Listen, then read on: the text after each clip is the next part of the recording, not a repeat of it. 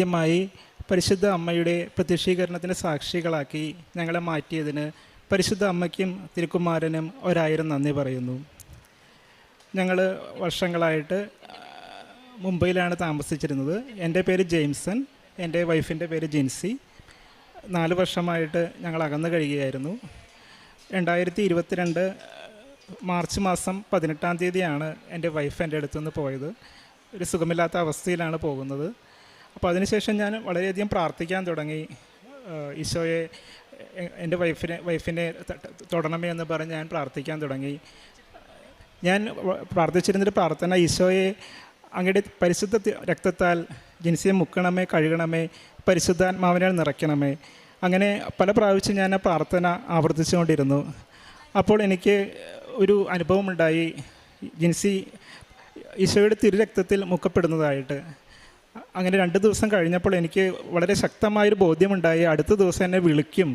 അതുപോലെ തന്നെ അടുത്ത ദിവസം രാവിലെ 5:45 എന്നെ വിളിച്ചിട്ട് പറഞ്ഞു, I deeply regret, I am sorry എന്നൊക്കെ പറഞ്ഞ് എന്നെ വിളിച്ചു. പക്ഷേ ഒരു ദിവസത്തിന് ശേഷം വീണ്ടും പഴയ അവസ്ഥയിലേക്ക് പോയി.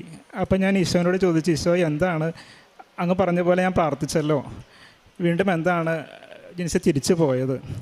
അപ്പോൾ എനിക്കൊരു ഇൻസ്പിറേഷൻ ഉണ്ടായി. ഞാൻ ബൈബിൾ തുറന്നപ്പോൾ എനിക്ക് കിട്ടിയത് കാനായിലെ കല്യാണ വിരുന്നിൻ്റെ ഭാഗമാണ്. പരിശുദ്ധ അമ്മയുടെ മാധ്യസ്ഥത്തിൽ ഈശോ പ്രവർത്തിക്കുന്ന അത്ഭുതമായിരുന്നു അത്. അവൻ പറയുന്നത് പോലെ ചെയ്യുവൻ എന്നുള്ള അതേ വേർഡാണ് എനിക്ക് കിട്ടിയത്. അപ്പോൾ എനിക്ക് ഉടമ്പടിയെപ്പറ്റിയോ ഉടമ്പടിയുടെ ഒരു മെയിൻ വാക്യമാണ് അതെന്നൊന്നും എനിക്ക് അറിയില്ലായിരുന്നു. ഉടമ്പടിയിലേക്കാണ് പരിശുദ്ധ അമ്മ എന്നെ വിളിക്കുന്നതെന്ന് പോലും എനിക്കറിയില്ലായിരുന്നു. എനിക്ക് ഇത്രയും മനസ്സിലായുള്ളൂ, പരിശുദ്ധ അമ്മയുടെ മാധ്യസ്ഥത്തിൽ പ്രാർത്ഥിക്കണമെന്നാണ് ഈശോ ആഗ്രഹിക്കുന്നത്. അപ്പോൾ ഞാൻ എല്ലാ ദിവസവും പള്ളിയിൽ പോകുന്നുണ്ടായിരുന്നു. പള്ളിയിൽ കുർബാനയ്ക്ക് മുമ്പ് കൊന്തയുണ്ടായിരുന്നു. അപ്പോൾ കൊന്തയിൽ ഈ നിയോഗം സമർപ്പിച്ച് പ്രാർത്ഥിക്കുമായിരുന്നു. അങ്ങനെ പരിശുദ്ധ അമ്മയോടുള്ള പ്രാർത്ഥനയുമായി ഞാൻ മുമ്പോട്ട് പോകുമ്പോൾ, മധ്യസ്ഥതയിലുള്ള പ്രാർത്ഥനയുമായി മുമ്പോട്ട് പോകുമ്പോൾ, ഒരു ദിവസം ഞങ്ങൾ താമസിക്കുന്ന ആ നവി മുംബൈയിൽ, അവിടെ ഞങ്ങൾ സീറോ മലബാർ റീത്തിൽപ്പെട്ടവരാണ്. ഞങ്ങളുടെ പള്ളിയിൽ ചൊവ്വാഴ്ചകളിൽ കുർബാനയില്ല. അതുകൊണ്ട് ചൊവ്വാഴ്ച ഞാൻ വൈകുന്നേരം നടക്കാനായിട്ട് ഇറങ്ങി. ഇപ്പം ഞാൻ ബസ്സിലാണ് പള്ളിയിൽ പോകുന്നത്. ബസ് വന്നു. അപ്പോൾ ഏതോ ഒരു ഫോഴ്സ് എന്നെ ആ ബസ്സിൽ കയറുവാനായിട്ട് നിർബന്ധിച്ചു. ഞാൻ ബസ്സിൽ കയറി. അപ്പോൾ ഞാൻ ഓർത്ത്, ഞാൻ എങ്ങോട്ട് പോകും, പള്ളിയിൽ കുർബാനയില്ലല്ലോ. അപ്പോൾ എനിക്ക് ഓർമ്മ വന്നു, ലാറ്റിൻ പള്ളിയിൽ കുർബാനയുണ്ടല്ലോ, അവിടെ പോകാം. അങ്ങനെ ലാറ്റിൻ പള്ളിയിൽ കുർബാനയ്ക്ക് പോയി. കുർബാന കഴിഞ്ഞപ്പോൾ ഒരു ബ്രദർ എന്നോട് വന്ന് ചോദിച്ചു, ലീജിയൻ ഓഫ് മേരിയിൽ ജോയിൻ ചെയ്യാവോ? അപ്പോൾ മാതാവിൻ്റെ മധ്യസ്ഥതയിൽ പ്രാർത്ഥിക്കണമെന്നുള്ള ഒരു മെസ്സേജ് കിട്ടിയിരുന്നതുകൊണ്ട് ഞാൻ ഒട്ടും മടിച്ചില്ല. ഞാൻ പറഞ്ഞു ജോയിൻ ചെയ്യാം.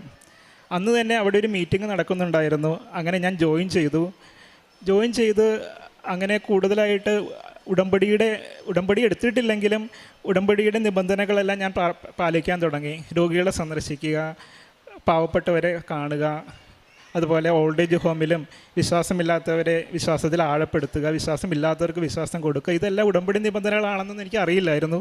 എങ്കിലും മാതാവ് എന്നെ ഉടമ്പടിയിലേക്ക് പോകുവാനുള്ള ഒരുക്കങ്ങൾ എന്നിൽ നടത്തുകയായിരുന്നു. അങ്ങനെ ഞങ്ങൾ ലീജിയൻ ഓഫ് മേരിയുടെ ഒരു റിക്രൂട്ട്മെൻറ്റ് ക്യാമ്പിന് വേറൊരു പള്ളിയിൽ പോയപ്പോൾ അവിടെ ഒരു ബ്രദറുമായി പരിചയപ്പെട്ടു. ആ ബ്രദർ ഇവിടെ വർഷങ്ങളായിട്ട് ഉടമ്പടി ജീവിതം നയിക്കുന്ന ഒരു സഹോദരനായിരുന്നു. ആ സഹോദരൻ എന്നോട് പറഞ്ഞു, തീർച്ചയായിട്ടും നിങ്ങളുടെ നിയോഗത്തിൽ മാതാവ് ഇടപെടും, അതുകൊണ്ട് കൃപാസനത്തിൽ വന്ന് ഉടമ്പടി എടുക്കുക, ഉടമ്പടി ജീവിതം നയിക്കാനായിട്ട്. എനിക്ക് കുറേ നേർച്ച വസ്തുക്കളൊക്കെ ആ സഹോദരൻ തന്നു. ഞാൻ ആ നേർച്ച വസ്തുക്കളെല്ലാം കൊടുത്തവർക്കെല്ലാം അത്ഭുതകരമായ ഇടപെടലുകൾ അവരുടെ എല്ലാം ജീവിതത്തിൽ ഉണ്ടായപ്പോൾ എനിക്ക് വളരെ ശക്തമായ ബോധ്യമായി. അങ്ങനെ ഞാൻ ഉടമ്പടി എടുക്കാമെന്ന് തീരുമാനത്തിലെത്തി. അങ്ങനെ ഞാൻ ട്രെയിൻ ടിക്കറ്റ് ബുക്ക് ചെയ്തു. ഞാൻ ഇവിടെ എത്തുന്നത് 2022 ഡിസംബർ 7-ാം തീയതിയാണ്. ഞാൻ ആ ഡേറ്റ് ഒന്നും നോക്കിയിട്ടല്ല ടിക്കറ്റ് എടുത്തത്. ഇവിടെ വന്നപ്പോഴാണ് എനിക്ക് മനസ്സിലാകുന്നത് മാതാവ് പ്രത്യക്ഷപ്പെട്ട ദിവസമാണ് ഡിസംബർ 7-ാം തീയതി എന്നുള്ളത്. ഇപ്പം ഞാനിവിടെ എത്തുമ്പോൾ വി പി ജോസഫ് അച്ഛനൊക്കെ പുറത്ത് കാത്തു നിൽക്കുകയാണ്, ബിഷപ്പൊക്കെ വരുന്നുണ്ടായിരുന്നു. അങ്ങനെ ആ ഒരു മാതാവിൻ്റെ പ്രത്യക്ഷീകരണ ദിനത്തിൽ തന്നെ ആദ്യമായിട്ട് ഈ പുണ്യഭൂമിയിൽ എത്തുവാനും ഉള്ള കൃപ എനിക്ക് ദൈവം തന്നതിന് ദൈവത്തിന് നന്ദി പറയുന്നു. അടുത്ത ദിവസം ഡിസംബർ 8-ാം തീയതി മാതാവിൻ്റെ അമലോത്ഭവ തിരുനാളിൻ്റെ അന്ന് ആദ്യമായി എൻ്റെ ആദ്യത്തെ ഉടമ്പടി എടുക്കുകയാണ്. അങ്ങനെ ഉടമ്പടി എടുത്തതിന് ശേഷമാണ് ഞാൻ എറണാകുളത്തുള്ള എൻ്റെ വീട്ടിലേക്ക് തന്നെ പോകുന്നത്. ഞാൻ ഡയറക്റ്റ് ഇങ്ങോട്ട് വരികയായിരുന്നു. ഇവിടെ നിന്ന് ഞാൻ മാതാവിൻ്റെ രൂപവും നേർച്ച വസ്തുക്കളെല്ലാം വാങ്ങിച്ച് എൻ്റെ വീട്ടിൽ കൊണ്ടുപോയി. അപ്പോഴാണ് അവർ തന്നെ അറിയുന്നത് ഞാനിവിടെ വന്നെന്നും ഉടമ്പടി എടുത്തെന്നൊക്കെ അറിയുന്നത്. അടുത്ത ദിവസം തന്നെ തിരിച്ചു പോകാനുള്ള ടിക്കറ്റ് ഉണ്ടായിരുന്നു. തിരിച്ച് ഞാൻ മുംബൈയിലേക്ക് പോകുമ്പോൾ ട്രെയിനിൽ വെച്ച് ഒരു ശബ്ദം കേട്ടു, മാതാവിൻ്റെ സ്വരം, നമ്മൾ ഒരുമിച്ച് മുൻപോട്ട് പോകും. അപ്പോൾ എനിക്ക് തീർച്ചയായിട്ടും ബോധ്യമായി, സാക്ഷ്യങ്ങളിലെല്ലാം കേൾക്കുന്ന പോലെ ഉടമ്പടിയിൽ ഏറ്റവും അധികം നമുക്ക് ലഭിക്കുന്നത് മാതാവിൻ്റെ സാന്നിധ്യമാണ്. ആ സാന്നിധ്യം എനിക്ക് ലഭിച്ചപ്പോൾ എനിക്ക് ഉറപ്പായി മാതാവ് എൻ്റെ കൂടെയുണ്ട്, എൻ്റെ നിയോഗം പൂർത്തീകരിക്കാനായിട്ട് മാതാവ് എന്നെ സഹായിക്കുമെന്ന്. അങ്ങനെ ഞാൻ ഉടമ്പടി നിബന്ധനകൾ അനുസരിച്ച് ജീവിക്കാൻ തുടങ്ങി. 2 ആഴ്ച കൂടുമ്പോൾ കുമ്പസാരിക്കാനും എല്ലാ ഉടമ്പടി നിബന്ധനകളും കൃത്യമായി പാലിക്കാൻ തുടങ്ങി. അതിനുശേഷം എൻ്റെ ആത്മീയ ജീവിതത്തിൽ ഒരുപാട് വളർച്ചയുണ്ടായി.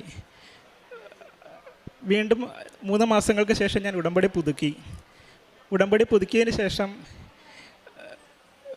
കൂടുതലായിട്ട് ആത്മീയ ജീവിതത്തിൽ വളരാനായിട്ടുള്ള കൃപയാണ് എനിക്ക് മാതാവ് തന്നത്. അതിനുശേഷം അച്ഛനെ കാണാനായിട്ട് ടോക്കൺ എടുത്തു. ആ ടോക്കണിൽ എഴുതിയിരുന്നത് അകന്നു കഴിയുന്ന ദമ്പതികളെ ഒരുമിപ്പിക്കുമെന്ന് മാത്രമായിരുന്നു. പക്ഷേ അച്ഛൻ അത് വായിച്ചിട്ട് ചോദിച്ചു എന്നോട്, വൈഫിൻ്റെ പേരെന്താണ്? ഞാൻ ജിൻസി എന്ന് പറഞ്ഞു. ജിൻസി തിരിച്ചു വരാനുള്ള ഒരു മാനസികാവസ്ഥയിലാകട്ടെ സാക്ഷ്യം പറയണമെന്ന് അച്ഛൻ പറഞ്ഞു. എനിക്ക് വെഞ്ചരിച്ച ഒരു മാതാവിൻ്റെ കാശുരൂപം തന്നു. ആ കാശുരൂപം എങ്ങനെ കൊടുക്കുമെന്ന് പോലും എനിക്കറിയില്ല. കാരണം ഞാൻ ഇതുമായിട്ട് ചെന്നാൽ അവരെ അക്സെപ്റ്റ് ചെയ്യില്ല. അപ്പോൾ എങ്ങനെ ഈ കാശുരൂപം എൻ്റെ വൈഫിന് കൊടുക്കും? കഴുത്തിലിടണമെന്നാണ് ദൈവം ആഗ്രഹിക്കുന്നത്, മാതാവ് ആഗ്രഹിക്കുന്നതെന്ന് എനിക്ക് ഉറപ്പായിരുന്നു. ഞാൻ തിരിച്ച് മുംബൈയിൽ എത്തിയതിന് ശേഷം 2 ആഴ്ചയ്ക്കകം എൻ്റെ വൈഫും വീട്ടുകാരും ഞങ്ങൾ താമസിച്ചിരുന്ന ഫ്ലാറ്റിൽ വന്നു. അവർ വന്നത് തിരിച്ചു വരാനൊന്നും ആയിരുന്നില്ല. അവർക്ക് കോടതിയിൽ ഡിവോഴ്സ് കേസിന് പോകാനായിട്ട് പ്രോപ്പർട്ടിയുടെ പേപ്പർ ചോദിക്കാനായിരുന്നു. അപ്പോൾ ഞാൻ പറഞ്ഞു, പ്രോപ്പർട്ടിയുടെ പേപ്പർ തരാം, പക്ഷേ ഈ കാശുരൂപം ജിൻസിയുടെ കഴുത്തിലിടണം, അതുപോലെ നമ്മൾ ഒരുമിച്ച് പ്രത്യക്ഷീകരണ പ്രാർത്ഥന ചൊല്ലണം എന്ന നിബന്ധന പാലിക്കാമെങ്കിൽ മാത്രമേ ഞാൻ പ്രോപ്പർട്ടി പേപ്പർ തരികയുള്ളൂ എന്ന് പറഞ്ഞു. അങ്ങനെ ഞങ്ങൾ ഒരുമിച്ച് പ്രത്യക്ഷീകരണ പ്രാർത്ഥന ചൊല്ലി.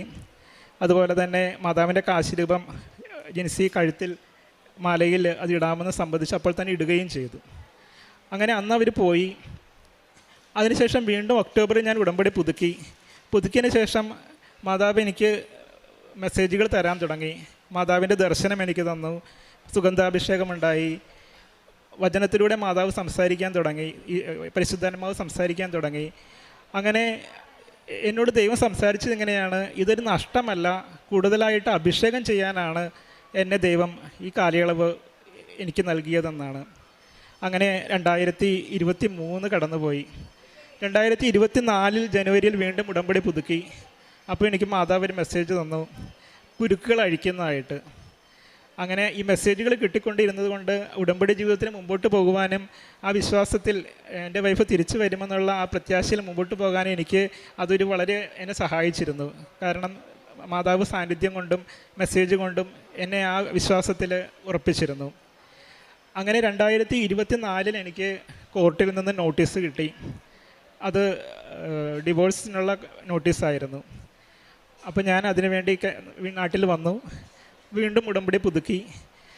കോർട്ടിലേക്ക് പോകുന്നതിന് മുമ്പായിട്ട് എൻ്റെ മനസ്സിലൊരു പാട്ട് വരുന്നുണ്ടായിരുന്നു. യേശുവിൻ അമ്മേ മാതാവേ, അരിമസുതർക്ക് ആലംബമേ, ഇരുകൈകൾ നീട്ടി നീ വിളിക്കുന്നത് ഞങ്ങളെയല്ലയോ. അത് പാട്ട് എൻ്റെ മനസ്സിൽ വന്നപ്പോൾ ഞാൻ പോയിക്കൊണ്ടിരിക്കുകയാണ്. അപ്പോൾ എനിക്ക് മനസ്സിലായി, ഞങ്ങളെ കൃപാസന മാതാവ് സാക്ഷ്യം പറയുവാനായിട്ട് കൃപാസനത്തിലേക്ക് വിളിക്കുകയാണെന്ന്. അപ്പോൾ ഞാൻ ഓർത്തു, ഇരിങ്ങാലക്കുടയിലാണ് കോർട്ട്, അപ്പോൾ രാവിലെ പോകണം, കൊടുങ്ങല്ലൂർ ചെന്ന് ബ്രേക്ക്ഫാസ്റ്റ് കഴിക്കാം എന്ന് വിചാരിച്ചു. പക്ഷേ വൈറ്റിലെത്തിയപ്പോൾ എനിക്ക് ഭയങ്കര വിശപ്പ് തോന്നി. ഞാൻ അവിടെ ഒരു മുസ്ലിങ്ങളുടെ റെസ്റ്റോറൻറ്റിൽ കയറി. ഞാൻ അവിടെ ഇരുന്ന് ആ ടേബിളിൻ്റെ മുമ്പിൽ ഇരുന്നപ്പോൾ നേരെ മുകളിലേക്ക് നോക്കിയപ്പോൾ കണ്ടത് ഒരു മാതാവിൻ്റെ രൂപമാണ്. ആ മാതാവിൻ്റെ രൂപം അപ്പോൾ എനിക്ക് ഉറപ്പായി, ആ പാട്ട് എനിക്ക് കിട്ടിയത് മാതാവ് തൻ്റെ സാന്നിധ്യം കൊണ്ട് സാന്നിധ്യം എനിക്ക് തരുന്നതാണെന്നും ആ റെസ്റ്റോറൻറ്റ് വൈറ്റിലിൽ നിന്ന് ആലപ്പുഴയ്ക്ക് പോകുന്ന റൂട്ടിലാണ്. അപ്പോൾ കൃപാസന മാതാവ് സാക്ഷ്യം പറയുവാനായിട്ട് ഞങ്ങളെ വിളിക്കുന്നതാണെന്ന് എനിക്ക് ഉറപ്പായി. അങ്ങനെ ആദ്യമായി ഞാൻ കോർട്ടിലെത്തി. കൗൺസിലിങ്ങിനാണ് പോകുന്നത്. അവിടെ ഞാൻ കോർട്ടിൽ ഉപ്പിട്ടു, വിശ്വാസപ്രമാണം ചൊല്ലി ഉപ്പിട്ട് പ്രാർത്ഥിച്ചു. അങ്ങനെ ആ കൗൺസിലിംഗ് ഒക്കെ ഫെയിലായി. അത് കോർട്ടിലേക്ക് പോയി. 1 മാസത്തിന് ശേഷം കോർട്ടിൽ വന്നു. കോർട്ടിൽ ജഡ്ജി അത് ഇവരുടെ അഡ്വക്കേറ്റിനോട് ചോദിച്ചു മീഡിയേഷന് പോകാനായിട്ട് താല്പര്യമുണ്ടോയെന്ന്. അപ്പോൾ അവരുടെ അഡ്വക്കേറ്റ് പറഞ്ഞു, എൻ്റെ വൈഫിൻ്റെ ഭാഗത്തുള്ള അഡ്വക്കേറ്റ് പറഞ്ഞു ഇല്ല, മീഡിയേഷന് പോകണ്ടെന്ന് പറഞ്ഞു. വീണ്ടും 1 മാസത്തിന് ശേഷം അത് ഹിയറിങ്ങിന് വെച്ചു. ആ ഹിയറിങ്ങിന് വരുമ്പോൾ ജഡ്ജി തന്നെ പറഞ്ഞു ഇത് മീഡിയേഷന് പോട്ടെ എന്ന് പറഞ്ഞ് ജഡ്ജിയുടെ ഭാഗത്തു നിന്ന് തന്നെ മീഡിയേഷന് പോകാനായിട്ടുള്ള ഒരു ഉത്തരവിട്ടു. അത് തീർച്ചയായിട്ടും മാതാവിൻ്റെ മാധ്യസ്ഥതയിൽ ഈശോ നൽകിയ അനുഗ്രഹമായിരുന്നു. കാരണം ഞാൻ ജഡ്ജി അത് പറയുന്നതിന് മുമ്പ് നന്മ നിറഞ്ഞ മറിയമേ എന്നുള്ള പ്രാർത്ഥന തുടർച്ചയായിട്ട് റിപ്പീറ്റ് ചെയ്തുകൊണ്ടിരിക്കുകയായിരുന്നു. കാരണം ഞാനൊരു ധ്യാനത്തിൽ അച്ഛൻ പറയുന്നുണ്ടായിരുന്നു, നമ്മൾ കണ്ടിന്യൂസ് ആയിട്ട് ഹെയിൽ മേരി ചൊല്ലിക്കൊണ്ടിരുന്നാൽ എത്ര വലിയ കെട്ടും അഴിയുന്നുള്ള കാര്യം. അങ്ങനെ ആ അത്ഭുതകരമായിട്ട് അത് മീഡിയേഷന് പോയി. എങ്കിലും അതിലും അവിടെ ഒരു തീരുമാനം എടുക്കാൻ സാധിക്കാതെ പോവുകയായിരുന്നു മീഡിയേഷനിൽ. അപ്പോൾ ഫൈനലി ആ മീഡിയേറ്റർ അത് തന്നെ അതിലിടപെട്ടിട്ട് പറഞ്ഞു എങ്ങനെയെങ്കിലും നമ്മളിത് തിരിച്ച് കോർട്ടിലേക്ക് വിടരുത്, ഇത് മീഡിയേഷനിൽ തന്നെ മീഡിയേഷനിൽ ഒത്തുതീർപ്പാകണം. അപ്പോൾ അവർ തിരിച്ചു വിടാനൊന്നും റെഡിയല്ലായിരുന്നു ജിൻസിയുടെ പാരൻസ്. പക്ഷേ അവർ പറഞ്ഞു നമുക്കൊരു കാര്യം ചെയ്യാം, അവർ ഞങ്ങളുടെ ഫ്ലാറ്റിൽ തന്നിട്ടുള്ള ഷെയർ ഉണ്ട്, അത് കൊടുക്കുകയാണെങ്കിൽ നമുക്കത് മ്യൂച്വൽ ഡിവോഴ്സായിട്ട് ആക്കാമെന്ന് പറഞ്ഞു. എനിക്ക് താല്പര്യമൊന്നും ഇല്ലെങ്കിലും എന്നെ നിർബന്ധിച്ച് അത് സൈൻ ചെയ്യിപ്പിക്കാനായിട്ടുള്ള രീതിയിൽ അവർ സൈൻ ചെയ്യിപ്പിച്ചു. അങ്ങനെ അത് കോടതിയിൽ പോകാതെ അത് ഒരു എഗ്രിമെൻറ്റിൽ തീർന്നു. അപ്പോൾ 10 മാസം എഗ്രിമെൻറ്റിന് ടൈം കിട്ടുമായിരുന്നു. അപ്പോൾ അത് തന്നെ വലിയൊരു അനുഗ്രഹമായിരുന്നു. അല്ലെങ്കിൽ അത് കോടതിയിൽ പോയി കഴിഞ്ഞാൽ അത് എങ്ങനെയൊക്കെ ആകും നമുക്ക് ഉറപ്പ് പറയാൻ പറ്റില്ല. അങ്ങനെ ആ മീഡിയേഷൻ എഗ്രിമെൻറ്റിൽ 10 മാസം സമയം കിട്ടി. അപ്പോൾ ഉടമ്പടി ജീവിതം കണ്ടിന്യൂ ചെയ്യാനായിട്ടുള്ള ഒരു 10 മാസം കൂടി എനിക്ക് കിട്ടിയത് എനിക്ക് ഭയങ്കര സന്തോഷമായി. അങ്ങനെ അടുത്ത ഉടമ്പടി പുതുക്കൽ വരുന്നതിന് മുമ്പായിട്ട് 2025 അഖണ്ഡ ജപമാല റാലിയിൽ ഞാൻ സംബന്ധിക്കുന്നതോടുകൂടിയാണ് എനിക്ക് ഒരുപാട് ഏറ്റവും വലിയ രീതിയിലുള്ള ഒരു ഡിവൈൻ എക്സ്പീരിയൻസ് ഉണ്ടാകുന്നത്. അതിനുശേഷം എനിക്ക് വളരെ ഉറപ്പായി മാതാവ് ഈ കാര്യത്തിൽ ഇടപെടുന്നതായിട്ട്. അങ്ങനെ വീണ്ടും ഞാൻ ഉടമ്പടി പുതുക്കേണ്ട സമയമായി. ഉടമ്പടി പുതുക്കിയിട്ട് ഞാൻ തിരിച്ചു പോകുമ്പോൾ ഞാൻ എൻ്റെ വൈഫിൻ്റെ പാരൻസിൻ്റെ വീട് തൃശ്ശൂരാണ്. ട്രെയിൻ തൃശ്ശൂർ സ്റ്റേഷനിലൂടെ എടുക്കുമ്പോൾ ആകാശത്തേക്ക് നോക്കിയപ്പോൾ കാണുന്നത് നിറയെ ഗോവണികളാണ്. ഒരു മാതാവിൻ്റെ ഒരു പാട്ടിൽ നമ്മൾ പാടുന്നുണ്ട്, സ്വർഗവും ഭൂമിയും കൂട്ടി വിളക്കും യാക്കോബിൻ ഗോവണി നീ. പരിശുദ്ധ അമ്മയുടെ സാന്നിധ്യം എന്നെ ഒരിക്കൽ കൂടി അറിയിക്കുന്നതായിരുന്നു. അതൊരു ദർശനത്തേക്കാൾ കൂടുതൽ ഉപരിയായിരുന്നു. കാരണം ട്രെയിൻ മുമ്പോട്ട് പോകുന്നതനുസരിച്ച് ആ ഗോവണികൾ പുറകോട്ട് പോകുന്നുണ്ടായിരുന്നു. അങ്ങനെ മാതാവിൻ്റെ സാന്നിധ്യം എനിക്ക് ഒരിക്കൽ കൂടി മാതാവ് ഉറപ്പ് തരികയായിരുന്നു. അതിനുശേഷം ഫെബ്രുവരി 23 മ്യൂച്വൽ ഡിവോഴ്സിൻ്റെ ഡേറ്റ് തന്നിരുന്നത്.